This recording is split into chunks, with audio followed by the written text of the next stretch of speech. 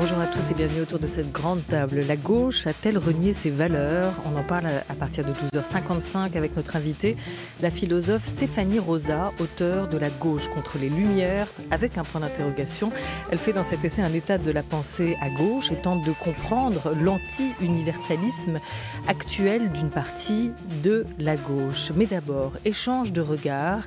Réalisatrice de Histoire d'un secret et de l'Assemblée, Mariana Otero est notre invitée à l'occasion de la sortie en salle mercredi de son nouveau film documentaire Histoire d'un regard. Elle y raconte sa rencontre dans et par l'image avec un grand photographe disparu en 70 pendant un reportage au Cambodge. Il s'appelait Gilles Caron. Il avait tout juste 30 ans. Mariana Otero est notre invitée à écouter tout de suite sur France Culture ou plus tard, si vous le souhaitez, sur le fil de vos podcasts. La grande table. Olivia Gesbert. Un jour, un ami m'a envoyé un livre, la biographie d'un photographe, Gilles Caron. Je me suis aperçue que certaines de ces photos habitaient ma mémoire. La guerre des 6 jours, mai 68, le conflit nord-irlandais, la guerre du Vietnam. Et puis sa disparition au Cambodge, en 1970, il a tout juste 30 ans.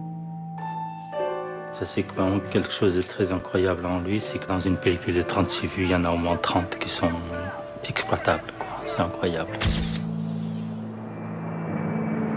Bonjour Mariana Otero. Bonjour. Comment allez-vous? Très bien, merci. Là, je vous vois, vous, dans ce film, vous le tutoyez, Gilles Caron. Pourquoi? Qu'est-ce qui nous différencie dans notre relation au sujet? Alors, je l'ai tutoyé parce que j'ai passé 6 mois à rechercher dans ces photos l'ordre dans lequel il les avait prises, et du coup j'ai vraiment fait des recherches. Je suis vraiment rentrée dans ses pas. J'ai suivi son cheminement physique et intellectuel. Et toute cette période de travail et de recherche a fait que je me sentais quand même assez près de lui, d'une certaine façon. Et puis parce que le projet de ce film, c'était de rendre présent Gilles Caron. Et je pense que le tu, d'emblée, ça convoque sa présence beaucoup plus que le il. Et ça entraîne justement le spectateur dans cette recherche de façon beaucoup plus efficace que si c'était il. Mais c'est plus qu'un choix formel, et on le sent, c'est-à-dire qu'à un moment, au fil de cette enquête, qui a été large, qui a pris du temps, la rencontre s'est faite pour vous, entre vos deux regards? J'ai eu l'impression, effectivement, de comprendre vraiment comment il travaillait.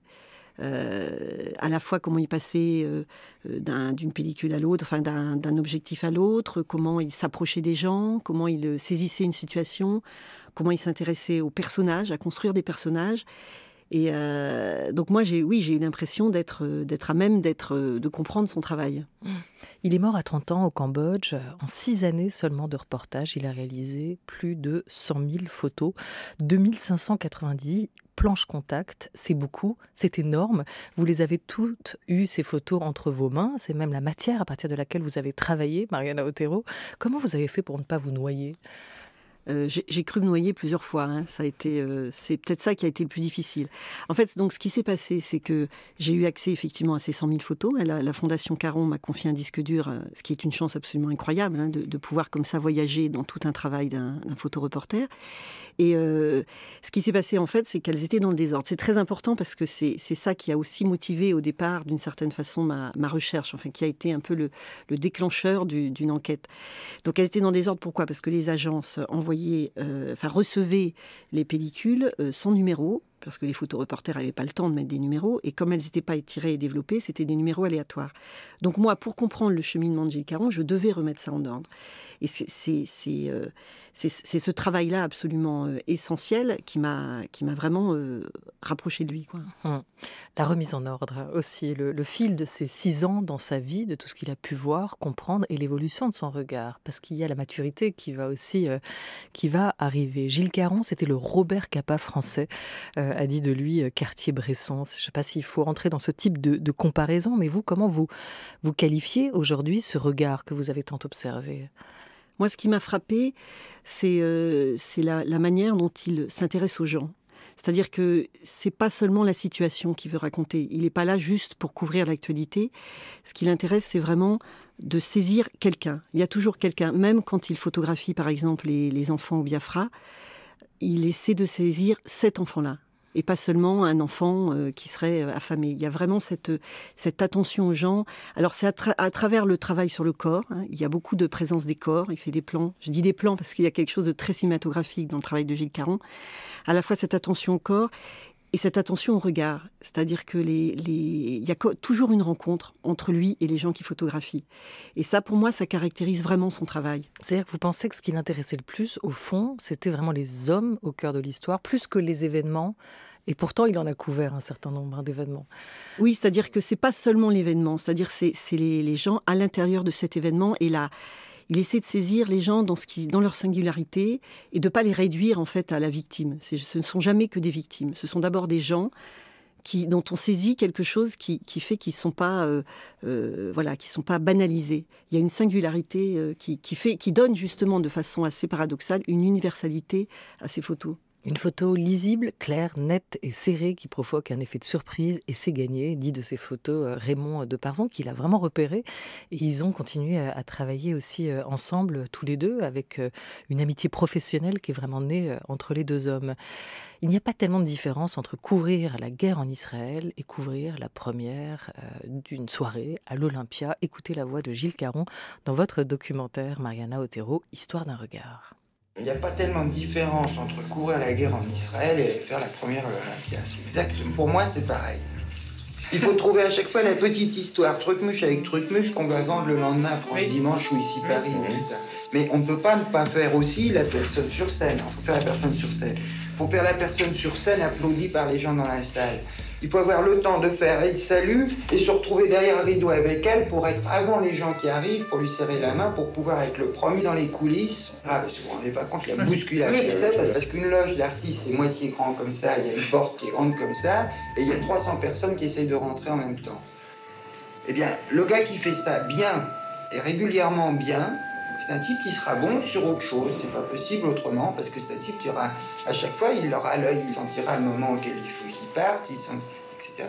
Voilà, parce qu'il faut aussi raconter, Mariana Otero, que dans cette masse de photos, il y a des photos prises dans des situations de guerre, sur des conflits de guerre, des théâtres de conflits, d'opérations, mais il y a aussi des photos qui nous semblent beaucoup plus légères, futiles aujourd'hui, pour un homme qui a vu autant de souffrances, traverser aussi tous ces moments-là, de stars ou starlettes de l'époque, hein. Oui, c'était le quotidien des journalistes à l'époque. Il fallait photographier les people, les premières à l'Olympia, les hommes politiques, beaucoup, les conseils de ministres. Donc j'ai vu une quantité absolument incroyable de ce type de photos, dans lesquelles il arrivait à faire à chaque fois des photos assez extraordinaires. À De Gaulle, par exemple, il y a toute une série, qui n'est pas dans le film, mais qui est très très belle. Et donc entre des photos, des reportages de guerre, il y avait ce quotidien. Donc il enchaînait en fait reportage à Paris, et puis tout d'un coup il partait à l'autre bout du monde, 3 jours, parfois plus longtemps, 3 mois au Vietnam, mais parfois de façon très très courte. C'est d'ailleurs ça qui un petit à petit l'a épuisé, et c'est ça qui l'a remis en question, cette méthode de travail. Il était attaché à un journal, un Paris Match ou Non, il était attaché donc à l'agence Gamma, et c'est effectivement Raymond de Pardon qui l'a fait rentrer. Mais il publiait beaucoup dans Paris Match. C'était quand même un des journaux où il y avait le plus de photos de photoreporters. Voilà, et magazine depuis sa naissance qui pratique ce mélange, d'ailleurs, entre des sujets d'actualité très chaude et de quotidien, des célébrités, des événements culturels, d'actualité culturelle aussi en France. Ce qu'il dit dans cet extrait est intéressant. Il dit c'est quand même dans ces moments-là qui nous semblent un peu anodin, qu'un photographe se taille un regard. Et notamment sur sa manière d'observer les visages, de capter des expressions des gens, de s'approcher de plus en plus aussi de ces sujets. Oui, on pourrait presque dire que des fois, il photographie les soldats ou même des femmes sur des conflits, parce que c'est un photographe qui a beaucoup photographié les femmes. On pourrait presque dire qu'il les photographie aussi, avec une attention, comme si c'était des stars ou des modèles. Il n'y a pas tellement de différence, effectivement, dans sa manière de mettre en valeur des gens sur un conflit et de les mettre en valeur à l'Olympia. Il y a cette même attention. Oui, vous pensez notamment à cette très belle série des prostituées au Vietnam, oui, voilà, oui. Qu'il a pu réaliser sur leur rencontre aussi avec les soldats, ces moments de rencontre qu'il peut y avoir entre les deux. Oui, c'est assez étonnant parce qu'au Vietnam, il va à la fois photographier la bataille de Dak To, dont on ne se souvient plus, mais qui à l'époque était à une colline où il y avait des combats absolument dingues. Et lui, il va sortir de ça, il va sortir des photos d'actualité pour aller photographier d'autres choses. Et ça arrive très souvent, en fait, dans ses reportages. Et là, il s'attache aux prostituées. Il y a plusieurs reportages. Et il y en a un où il essaie les photographies de très loin. Après, il rentre dans un café et là, il est plus près. Et puis après, vraiment, il s'immerge dans un espèce de lieu un peu gaulo, comme ça, où les femmes reçoivent des soldats, dans une espèce de cabane. Et on sent, enfin moi j'ai eu l'impression, c'était comme un documentariste, comme moi quand je m'immerge dans un endroit, enfin j'ai reconnu ce type de travail, où il est dans un endroit, il prend le temps avec ses femmes de parler avec elles, on sent qu'il y a une complicité et il fait un reportage qui ressemble presque à une séquence de film, du début à la fin, jusqu'au moment même où elle compte l'argent, et la grande complicité qu'il a avec ses femmes, il révèle quelque chose qu'en général on photographie peu, c'est-à-dire les effets de la guerre pour les femmes, c'est-à-dire qu'il n'y a plus de travail et économiquement elles sont obligées elles-mêmes de subvenir à leurs besoins et donc il y a la prostitution. La bataille de Dak To que vous venez de citer, Mariana Otero, en 67, sur le moment, dit-il, tu ne sais pas vraiment quoi faire. Comme les autres, tu plonges dans les trous, tu mitrailles, tu suis un gars. C'est assez intéressant parce que quand il raconte sa pratique du métier, il théorise en fait assez peu. Gilles Caron, rappelons donc qu'il est quand même mort jeune aussi, à 30 ans. On voit qu'il est animé par la situation elle-même. Vous parlez avec ce film, cette histoire d'un regard, de rendre sensible sa trajectoire, la trajectoire du photographe. Quel feu l'animait au fond, vous diriez ? Moi, je pense que, c'est l'hypothèse que je fais dans le film, il a été donc soldat pendant la guerre d'Algérie, il a été appelé, d'ailleurs, à un moment donné, il a refusé d'aller au combat à la fin. C'est quelque chose qui l'a énormément marqué. Je pense qu'il a vu des choses, d'ailleurs, c'est écrit dans ses lettres à sa mère, qui sont présentes dans le film. Il dit à un moment donné qu'il a vu des choses tellement horribles qu'il ne peut pas les dire. Et mon hypothèse, c'est que il devient photographe pour montrer ce qu'il n'a pas pu montrer, ce qu'il n'a pas pu dire, de ce qu'il a vu dans la guerre d'Algérie. Donc en fait, quand il sort de la guerre d'Algérie, il veut à la fois être journaliste ou bien peut-être travailler dans une galerie d'art. Et en étant photoreporter, il allie les deux. Et ce qui l'anime au départ, je pense, c'est ça, c'est raconter ce qu'il a vu. Et puis au fur et à mesure, comme il devient célèbre très très rapidement, dès son premier grand reportage en Israël, eh bien au fur et à mesure, il va se poser toutes les questions que se pose un photoreporter. Mais effectivement, pas en le théorisant, mais ça se voit dans ses photos. Et donc, quand je parcourais les différents reportages, au fur et à mesure, on voit comment il se pose des questions, comment il se remet en question, comment il se dit, est-ce que vraiment ça sert à quelque chose que je suis en train de faire ? Est-ce que c'est suffisant d'être témoin ? Est-ce que je ne devrais pas agir ? Et ça, c'est évidemment des questions fondamentales. Et il se les pose déjà 2-3 ans après son premier grand reportage. Et là encore, vous avez retrouvé des lettres qu'il a envoyées à sa mère au moment où il est en Algérie, qui fait son service militaire et qu'il va refuser de combattre, ce qui va lui valoir donc c'est ce temps en prison. 1960, il écrit à sa mère « Dès que j'ai 5 minutes, je lis ou j'écris ». Quand nous combattons, j'ai l'air de me promener au bois de Boulogne plutôt que de pourchasser le Felouz, raconte-t-il. Il est déjà entre acteur et témoin, entre les deux. Il va dire aussi ou écrire « On s'endurcit à force d'être plongé dans un monde grossier et sans tendresse ». Et là, il a à peine une vingtaine d'années, Gilles Caron.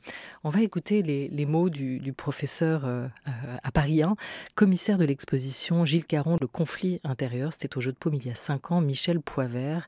Gilles Caron, le conflit intérieur. Ce titre lui va très très bien.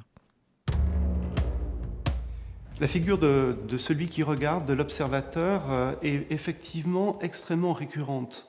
On peut avoir des observateurs à la jumelle, comme par exemple durant le conflit des 6 jours ou au Tchad.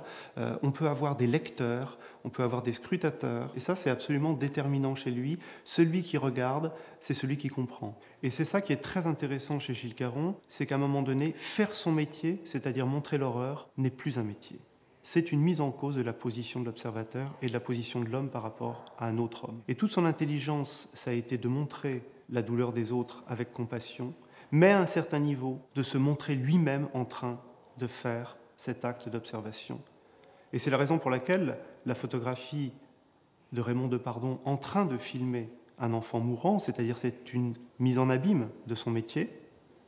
C'est aussi une sorte d'autoportrait. C'est une question ouverte à toute l'histoire du photojournalisme et du journalisme en général. C'est quelle est ma place ? Jusqu'où je dois aller ? Quel est le sens de ces images que je fais ? Voilà le témoignage de Michel Poivert autour de Gilles Caron. Michel Poivert dont le livre 50 ans de photographie française paraît chez Textuel. Cette question de la place du photographe, à la fois observateur et engagé quand même dans une situation, c'est aussi ce que vous montrez, racontez. Là, Michel Poivert évoque un exemple que vous avez aussi traité dans le film, celui de cette photo qu'il va prendre de Raymond Depardon pendant le Biafra, de cet enfant rachitique qui est à terre. Oui, cette photo est extrêmement frappante. Alors moi, pour comprendre cette photo, ce que j'essaie de faire, donc je remonte dans la pellicule pour voir qu'est-ce qui l'amène à cette photographie. Et en fait, en remontant comme ça, on se rend compte que Gilles Caron, quelques photos avant, il était en train de faire cette photo. Enfin, il était exactement à la place où est Depardon quand il le photographie, Depardon en train de le filmer. Donc l'hypothèse, c'est qu'effectivement, il fait des photos de cette femme et de cet enfant, puis après il se détourne, il va photographier une autre femme, et puis il se retourne, et là, il voit Depardon exactement à la place où il était, et je pense que il est choqué d'une certaine façon. C'est vraiment là, qu'est-ce que j'étais en train de faire ? Qu'est-ce que je suis en train de faire ? Alors évidemment, ce reportage qu'il fait au Biafra va servir à l'aide humanitaire, c'est à partir de là qu'il va y avoir Médecins sans frontières, donc c'est extrêmement important, il est utile, bien sûr, mais en même temps, au moment où il fait la photo, cet enfant, il n'empêche pas de mourir, qu'est-ce que c'est que ce métier où on photographie des gens en train de mourir au lieu d'intervenir. Et je pense que ça, c'est une question c'est vraiment un moment de bascule dans son travail. Que vous voyez par la suite ? Sur la suite, sur les pellicules qui ont pu suivre ce moment-là. C'est-à-dire que après, quand il rentre du Biafra, je pense qu'il a envie de faire autre chose. Et le reportage qu'il fait en Irlande, je pense, est une réponse à ça. C'est-à-dire qu'il va en Irlande sans qu'il y ait de commande. Et là, il passe 3 jours à photographier des jeunes gens, surtout des jeunes gens et des enfants, même des rebelles comme ça, une cause à laquelle il adhère, c'est très clair, il passe très clairement du côté des policiers au côté catholique, enfin je dis catholique, c'est mal dit, au côté républicain, et on sent que là, il épouse cette cause, et je pense que c'est une manière de commencer à vouloir faire autre chose, c'est-à-dire ne pas juste photographier des choses misérables, mais trop dur, quoi, pour essayer d'aider à construire le récit d'une révolte. Vous êtes notre invitée jusqu'à 12h30, Mariana Otero, à l'occasion de la sortie de votre film documentaire en salle ce mercredi, Histoire d'un regard, consacré au photographe Gilles Caron, décédé en 70. L'histoire d'un regard, donc, c'est à voir en salle mercredi. France Culture, la grande table, Olivia Gesbert. L'histoire d'un regard, le sien, mais aussi le vôtre, Mariana Otero, parce que c'est un échange qui se joue aussi dans cette 1h30 de film, dans cette rencontre que vous avez pu faire par photo interposée. Premier grand reportage de Gilles Caron, c'est la guerre des 6 jours. On s'est trouvé dans la guerre, comme ça, il n'y a personne. Tout à coup, le silence, raconte-t-il. Vous avez, là encore, essayé de retracer le fil de ces photos et de ce regard, premier regard sur une situation de guerre. On écoute un extrait. Qu'est-ce qu'il veut ? Il veut des soldats. Pourquoi il photographie par là ? Le mur, il est là. D'accord. Il s'est mis au bout et il photographie comme ça. C'est curieux, en fait, qu'il fasse ça. Alors, quand Gilles Caron va arriver sur le mur des Lamentations, il ne sait absolument pas que c'est le mur des Lamentations. Ah ben, c'est génial. Alors la photo, là, ça correspond complètement.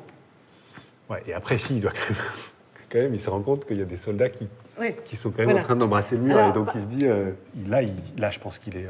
là, il sait qu'il faut qu'il fasse des photos, quoi. Pour ça, là, tac, il déclenche, là, quand même. Hein. Ouais. Il s'est quand même mis au bon endroit, parce que ça doit bousculer partout. Ça y est, il a compris que c'est ça, le truc, enfin, qu'il faut avoir le mur, quoi. Voilà, et là, vous êtes avec l'historien Vincent Lemire, qui passe un moment fantastique à observer le cheminement du photographe, à retracer le fil de ce reportage avec vous sur un véritable chemin de fer. Pourquoi cette forme ? Et là, c'est une question à la réalisatrice, cette forme de la reconstitution. Alors, en fait, ce que je me suis dit dès le début de l'écriture de projet, c'est que je voulais, pour chaque reportage, utiliser un dispositif narratif différent. Et pour que ce soit pas répétitif, et puis pour aussi donner à voir le plaisir que moi-même j'avais eu dans cette découverte de Caron et où j'avais utilisé des moyens différents. Pour Jérusalem, je pensais que c'était très important d'avoir un historien spécialiste de Jérusalem qui connaisse très très bien l'histoire, parce que c'est quand même un sujet extrêmement brûlant. Et que moi-même, j'avais eu du mal je ne comprenais pas les trajets qu'il avait fait dans cette ville. Donc j'ai eu l'idée, comme ça, de faire venir cet historien. Donc Vincent Lemire est un grand spécialiste, qui connaît très très bien. Donc pour le choisir, je lui avais montré une photo, juste une, et là, il m'avait tout de suite trouvé où ça avait été fait, etc. Donc je me suis dit, voilà, c'est le bon choix. Et quand il découvre, dans cet atelier où j'ai installé toutes les photos que Gilles Caron a fait ce jour-là, en fait, le tournage dure 5 heures. Et il est effectivement absolument fasciné par ce qu'il voit. Parce qu'il y a des choses qu'il connaît très bien, mais il y a des choses qu'il n'avait jamais vues, quoi. Entre autres, la dernière photo du quartier maghrébin que Gilles Caron a faite. Donc c'était un moment absolument passionnant où moi, qui apporte beaucoup de réponses à des questions que je me posais, qui apporte des éléments fondamentaux. Par exemple, le fait que les soldats de l'armée israélienne portaient les uniformes que les soldats français portaient pendant la guerre d'Algérie. Donc là encore, Gilles Caron, quelque part, il se voit dans ces photos. Et tout son travail est habité par ça. Hein. Il y a quelque chose d'autobiographique, on pourrait dire, d'une certaine façon, dans son travail. Et donc cette scène, elle a été, pour moi, c'était un grand défi, parce qu'elle était extrêmement préparée, et en même temps, elle est totalement documentaire. Donc en termes de cinéma, c'est vraiment ce que j'aime, c'est-à-dire à la fois cadrer les choses, les préparer comme dans une fiction, et en même temps laisser la place à l'improvisation. C'est un peu ce que lui fait d'ailleurs comme photographe. Le point de départ de ce documentaire, on parlait des 100 000 photos auxquelles vous avez été confrontés. Vous repartez de la fameuse photographie de Cohn-Bendit pendant mai 68, prise par Gilles Caron, quand il regarde souriant, insolent, le policier. Il a été à ce moment-là convoqué, il doit venir rendre des comptes. Et vous retracez le cheminement du regard de Gilles Caron, des images à la fois assez spontanées, on sent aussi, mais travaillé quand même par la recherche de la bonne composition. Pour lui, il y a cet échange de regards entre Cohn-Bendit et Gilles Caron, comme une complicité où chacun va essayer de se positionner au bon endroit. Vous, pour vos films, Mariana Otero, vous mettez longtemps à trouver le bon point de vue, la bonne place. Oui, c'est en fait, et c'est un peu ça que j'essaie de raconter aussi dans le film, c'est que c'est toujours le fruit à la fois du hasard, mais c'est aussi le fruit évidemment avant d'un grand travail, enfin d'un long travail, d'un travail de repérage, qui permet au moment où les choses arrivent, qui est forcément imprévu et qui est forcément ce qu'on n'a pas imaginé, d'être prêt à le saisir. Et le film raconte ça à la fois je raconte comment, de façon un peu hasardeuse, je suis tombée sur ce livre et comment le travail va faire qu'à un moment donné, je vais pouvoir mettre en évidence et révéler quelque chose du travail de Gilles Caron.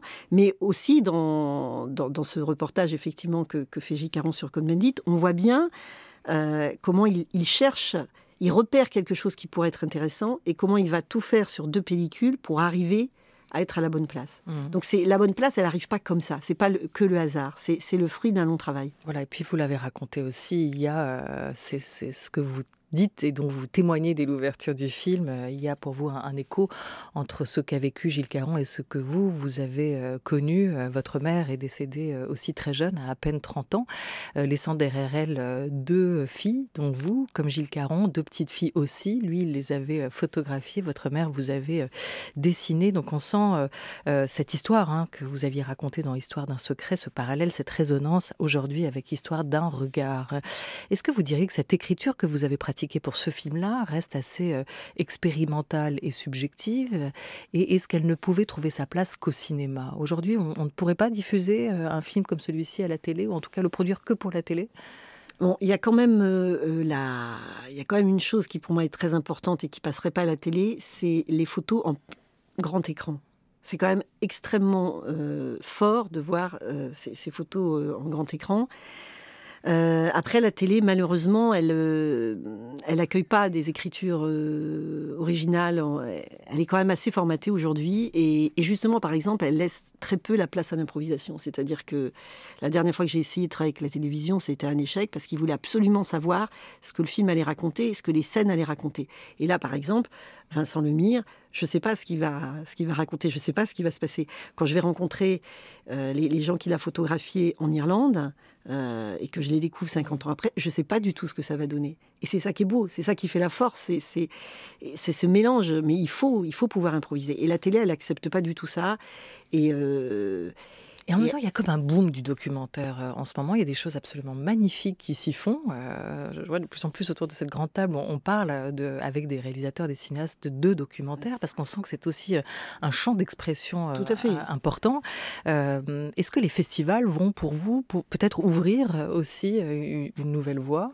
Je pense à ça parce que le Philippe Haddock à Biarritz vient de rendre son palmarès en un mot, un grand prix du documentaire international qui a été décerné au réalisateur israélien Dror Moreh pour The Human Factor, qui interroge la place du facteur humain dans la résolution des conflits, et puis un grand prix du documentaire national, c'est-à-dire pour les Français, décerné à Danser sa peine de Valérie Müller. Ce qu'en dit le jury, il dit que c'est un sujet qui avait été déjà beaucoup traité, l'intervention d'un artiste en prison, mais qu'ici elle l'a traité d'une manière qui surprend, qui fait émerger des personnages assez magnifiques. La star du documentaire, c'est le chorégraphe Angelin Prège-Locage, mais qu'il passe au second plan à côté des témoignages. Voilà pourquoi le jury a consacré ce film. Oui, moi je pense effectivement que les festivals sont importants. Bon, après, ils ne passent pas assez longtemps dans un festival au cinéma. Ce qui est bien, c'est qu'il y a un certain temps pour que le public puisse découvrir les films. Et moi, moi c'est d'ailleurs pour ça que je suis allée vers le documentaire, c'est que je trouve que c'est un lieu effectivement de liberté d'écriture et d'invention. La fiction, c'est beaucoup plus compliqué, il y a beaucoup plus d'argent, beaucoup plus de... Voilà, donc là, tout d'un coup, ça se formate plus, il y a des demandes d'un certain type de film. C'est plus compliqué d'être libre en fiction, je pense, qu'en documentaire, même si évidemment je pense qu'il y a des très bonnes fictions. Et c'est pour ça qu'il y a une appétence, je pense, des réalisateurs vers le documentaire. La télévision, malheureusement, on n'accueille pas assez, et donc on se retrouve à beaucoup de films en cinéma, ce qui est formidable, sauf que comme les écrans sont quand même envahis par le même type de film, on a un petit peu de mal à trouver notre place. Oui, il va falloir voir aussi quelle sera la seconde vie de ce film. Merci beaucoup à vous, Mariana Otero, d'avoir été avec nous ce soir. Avant-première, c'est à Paris, au cinéma Le Balzac. Et demain, on est bien mardi, oui. Demain, sortira en salle partout en France de votre film Histoire d'un regard autour de Gilles Caron. Merci à vous.